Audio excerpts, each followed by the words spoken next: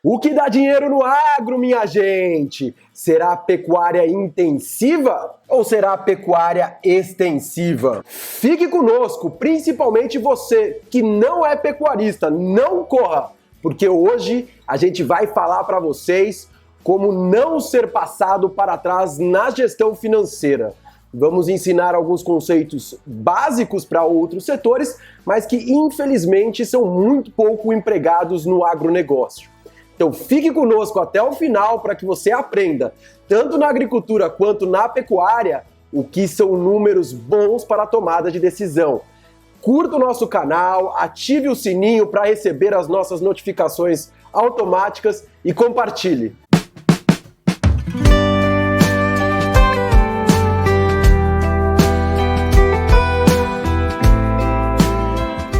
Olá, olá, olá, caros amigos do campo.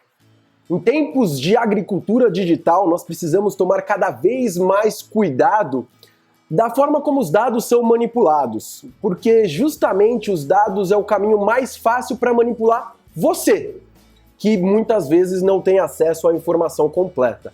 Afinal, trazermos os dados meia boca ou constituídos pela metade e tomarmos conclusões com base neles, mais do que isso, traçarmos recomendações para que outros invistam o seu dinheiro, o seu patrimônio rural dentro dessas análises, é muito preocupante. Então é por isso que nós da Perfarm sempre gozamos de uma atitude, um comportamento idôneo, imparcial dentro da agricultura e agronegócio brasileiro. Mesmo tendo projetos e parcerias com multinacionais de insumo, aquilo que nós trazemos dentro das nossas análises é pautado em recomendações internacionais e eu vou falar para vocês hoje a importância disso. Então você, pecuarista ou agricultor, que quer ver sua renda aumentando no agro, que quer trazer a agricultura digital, a agricultura de dados, como forma de aumentar o seu retorno sobre o investimento, fique conosco até o final, porque nós vamos usar dois exemplos, um de pecuária intensiva e outro de pecuária extensiva, para que você pense mais a respeito das metodologias de análise que você está começando, consolidando ou que está se sofisticando para tomar suas decisões. Muito cuidado! Se você não assistiu os nossos vídeos anteriores, corre lá, porque lá nós já falamos. Um mapa errado é muito pior do que não ter mapa. A nossa intuição é mais difícil de nos levar para um abismo do que um mapa que aponte para o abismo como o caminho a ser percorrido. Então, vamos aí diretamente ao exemplo na tela! De cara aparece os dois caminhos que você de casa vai poder escolher como o retorno que você vai perseguir no seu agronegócio. O caminho da esquerda ou o caminho da direita, sempre trazendo as placas de trânsito para trazer uma analogia simples, didática e de fácil entendimento para você que está em casa. A esquerda representando a pecuária intensiva, o caminho que você vai poder escolher. À direita temos a pecuária extensiva.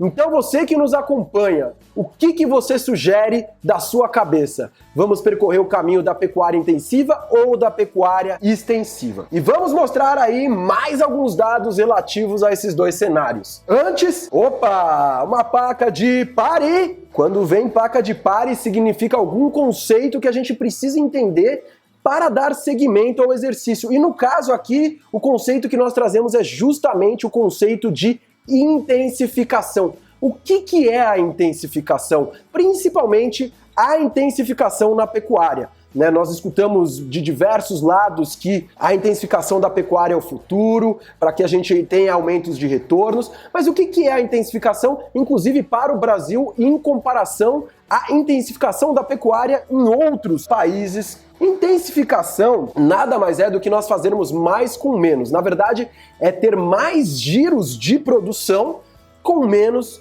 recursos. Muitas vezes, principalmente em países desenvolvidos e nas criações animais, nós temos a intensificação como um sinônimo de produção em confinamento, produzir animais confinados. Mas o fato, de novo, é que nós queremos mais produção em dinheiro equivalente frente a menos recursos sendo empregados na atividade em dinheiro equivalente. Como historicamente o principal recurso de produção na pecuária é a terra, muito se fala na intensificação da produção pecuária como a redução diária. Quando a gente volta a destacar a questão do retorno no Brasil, nós temos uma agricultura tropical, que é muito diferente, de novo, de agriculturas de países desenvolvidos. Inclusive, na própria agricultura, deixando de lado a pecuária, nós demoramos décadas para descobrirmos ou para consolidarmos as técnicas de plantio direto, para consolidarmos técnicas de 2 safras ao ano, para consolidarmos consorciamento de culturas como maior aproveitamento desse grande ativo que justamente é o ativo terra. Então a gente precisa começar a entender muito bem as características intrínsecas da agricultura e pecuária brasileira quando usarmos jargões como, por exemplo, a intensificação.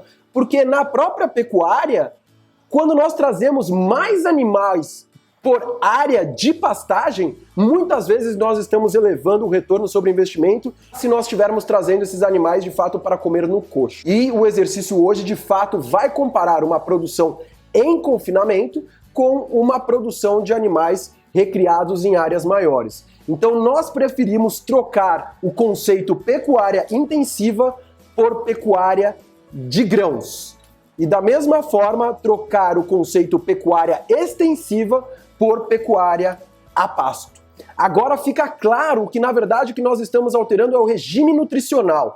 Nós vamos fornecer mais alimento no coxo, mais alimento vindo de fora, para acelerar o processo de ganho de peso desses animais, de novo dentro de um confinamento, e vamos comparar justamente a pecuária a pasto, onde nós podemos também passar por uma intensificação, mas, de novo, não é especificamente o ponto do exercício. O ponto é comparar esses 2 regimes nutricionais e conceitos de gestão, na verdade, que vão estar por trás aqui desse exemplo que nós estamos trazendo. Vamos trazer aqui os dados desses 2 exercícios, desses 2 cenários, para que você fale qual que é o cenário que vocês escolheriam. Na pecuária de grãos, nós trazemos um cenário de 82% de rentabilidade ao ano. Isso mesmo que eu falei, 82% de rentabilidade ao ano. Mais de 4% a rentabilidade por mês. Copiado ipsis literis, ou seja, na vírgula, da fonte real, dado real, a partir de dados públicos. E à direita nós temos a pecuária a pasto com um retorno sobre o patrimônio de 13%,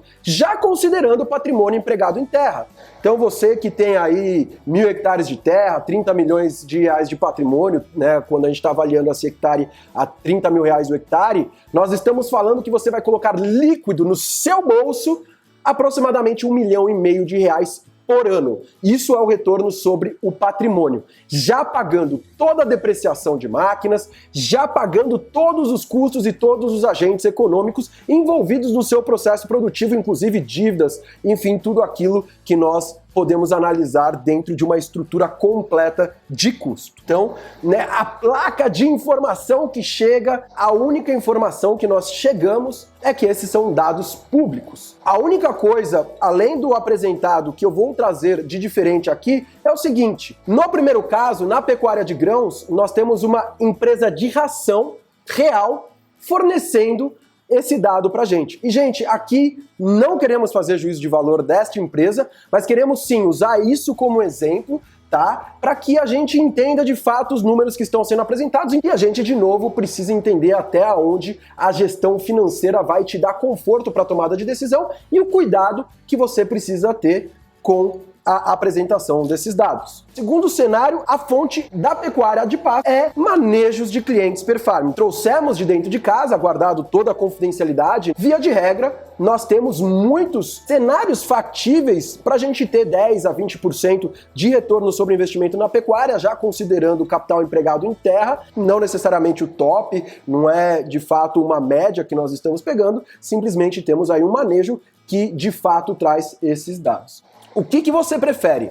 Pecuária de grãos 82% de rentabilidade ao ano, fonte do vendedor de ração, ou 13% de retorno sobre o patrimônio dessa empresa que tem a missão de difundir a gestão financeira enquanto transformadora de renda de você que sua no campo, que trabalha de sol a sol e muitas vezes está, infelizmente, pagando para trabalhar. Nós estamos ao seu lado, queremos lhe ajudar. E aí, vamos colocar o cronômetro na tela, nossa placa de pedágio à vista, e vamos lá. 3, 2, 1, assou o pedágio! Então tivemos aí a passagem desse pedágio, e agora vamos direto, inclusive, para as boas práticas de gestão. É isso, produção? A gente não quer nem falar qual cenário que a gente escolhe.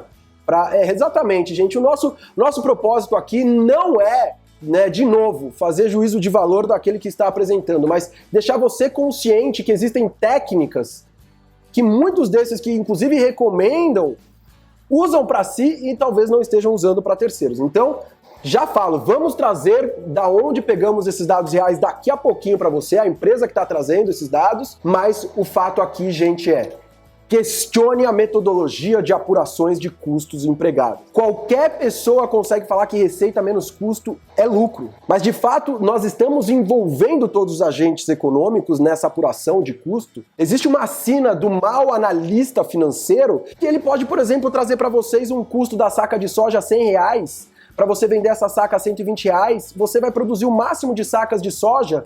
E se esse analista tiver errado e essa saca for 130, já considerando inclusive custo financeiro, custo geral, administrativo, o custo das suas máquinas, o custo da terra ou o custo de arrendamento, porque se você não tiver terra própria, você vai ter que pagar por esse recurso de produção. E ao contabilizar todo esse custo, a gente chega à conclusão que custava, na verdade, 130 a saca de soja que você vendia a 120. Esse analista financeiro acabou de levar todo o seu patrimônio familiar à falência, por estar gerando análises mal feitas. Então existem, gente, metodologias, faculdades de contabilidade, de administração, existem uma série de boas práticas existentes desde antes de 1400. Não é necessariamente você se sofisticar na gestão, mas é você entender o que estão falando para você, e entender as metodologias para poder questionar aqueles que estão tecendo essas recomendações. Portanto, gente, tome muito cuidado, porque o que eu vejo é produtor saindo da atividade por falta de gestão, não por problemas climáticos. Produtores de uma mesma região saem uns da atividade e outros não, submetidos às mesmas condições climáticas, às mesmas condições de manejo. Então tome muito cuidado com os conflitos de interesse. Eu participo de muitos grupos de ciências agrárias que inclusive circularam esse material sob a defesa de que a gente precisa transformar a pecuária brasileira em uma pecuária de grãos, quando na verdade nós temos uma vocação enquanto país, enquanto recursos naturais, estrondorosa para altos retornos sobre o investimento com o uso de grãos apenas de maneira estratégica. Mas aqui trazemos de fato, a primeira pergunta inclusive que fica o que caracteriza essa rentabilidade trazida por este documento, por esses dados públicos, por essa apresentação feita ao mercado? E como qualquer analista financeiro de mercado, financeiro de São Paulo, de bolsa, nós estamos pegando dados públicos e fazendo uma análise imparcial, como os muitos analistas que vocês enxergam por aí afora. Antes de ir à empresa, vamos inclusive mostrar aqui uma série de livros de que aquilo que nós estamos falando aqui não é invenção de roda. É importante você entender que existem vários critérios de contabilidade que atestam a fidedignidade dos números e a precisão desses números. Maneiras não só no Brasil, fora do Brasil, como o US GAAP, o IFRS, que é o International Financial Reporting Standards. Existem muitas normativas, muitos padrões que regimentam como custos têm que ser calculados para que você não fique a ver navios. Um investidor que investe na Bolsa de São Paulo, ele não entende a fundo das coisas que acontecem na empresa. Ele precisa dos dados financeiros como o seu maior suporte à tomada de decisão. E é justamente isso que a maior empresa do mundo, inclusive, usa para si e usa para reportar seus dados financeiros para terceiros. É a maior empresa do mundo que vem circulando documentos que falam que confinamento no Brasil dá 82% de rentabilidade ao ano. Não quero discutir se isso é verdade, se essa é mentira. O canal está aberto para discutirmos o que está por dentro desses dados.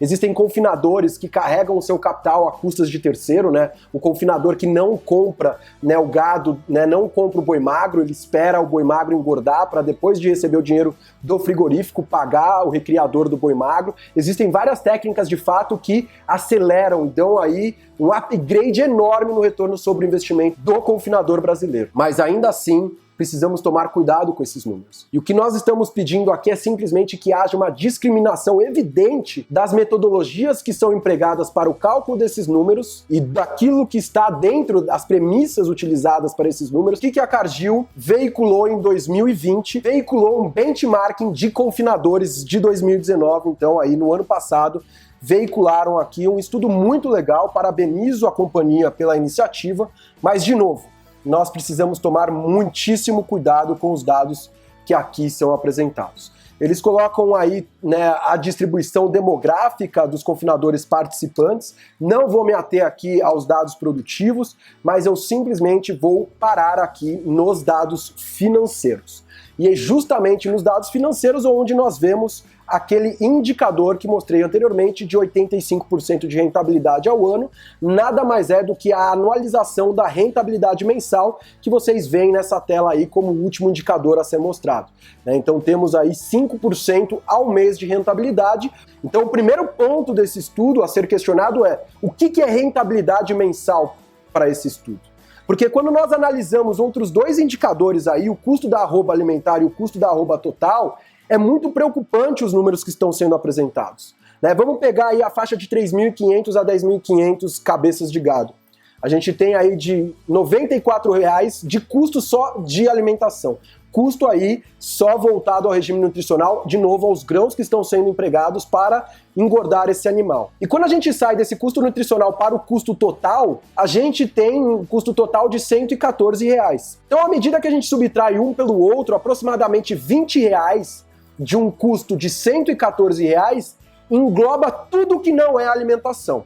E aí nós estamos falando de custo financeiro, nós estamos falando de custo da mão de obra, de custo de máquinas, nós estamos falando do custo da terra ou do arrendamento, o custo do ágio da reposição, mas o que nós pedimos aqui é simplesmente uma evidência clara e objetiva do que esses números querem dizer. E principalmente, de qual metodologia de apuração de números está sendo empregada. Porque se nós olharmos os dados da própria Cargill, lembre, a Cargill, embora familiar, ela vai buscar recursos financeiros em bancos. Ela é obrigada a apresentar o seu balanço a muitas contrapartes. E quando a gente analisa os dados que também são públicos da Cargill, esses dados financeiros que a própria Cargill mostra, olha que interessante. Quando nós aproximarmos em qualquer relatório financeiro que vocês verem de empresas Brasil afora, então se a gente passar aqui para a segunda página, vocês vão ver aqui uma série de notas explicativas explicando de fato o que os números da Cargill estão querendo dizer. Então, enquanto na primeira página aqui em 2, 3 tabelas nós temos todos os dados financeiros, nós temos depois uma série de páginas explicando esses dados financeiros. E aonde eu vou focar a aula de hoje é justamente nesse item 4 da nota explicativa da Cargill. As bases de preparação são as bases adotadas e consolidadas no Brasil segundo o BR-GAAP. Então, se você voltar ao vídeo, a gente tem aí justamente